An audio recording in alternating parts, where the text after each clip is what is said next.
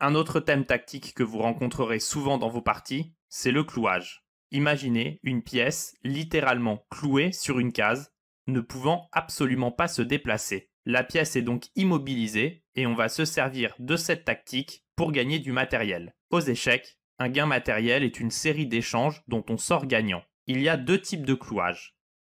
Le premier est le clouage absolu. Dans cet exemple, le cavalier est cloué sur E2 et ne peut vraiment pas bouger.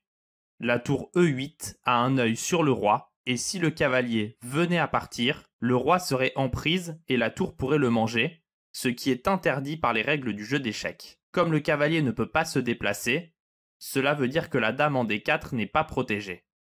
Les noirs peuvent simplement capturer la dame en D4 et le cavalier ne peut pas reprendre la dame noire car il est cloué. Les noirs ont donc gagné une dame. Dans cette position, le pion C7 est cloué par le fou A5. Remarquez que le pion peut bouger, mais l'on perdrait alors la dame en D8. On appelle cela un clouage relatif. Même si vous pouvez légalement bouger votre pion, vous n'avez pas intérêt à le faire. Dans ce dernier exemple, après le coup blanc cavalier prend C6, les noirs jouent le très mauvais dame prend C6.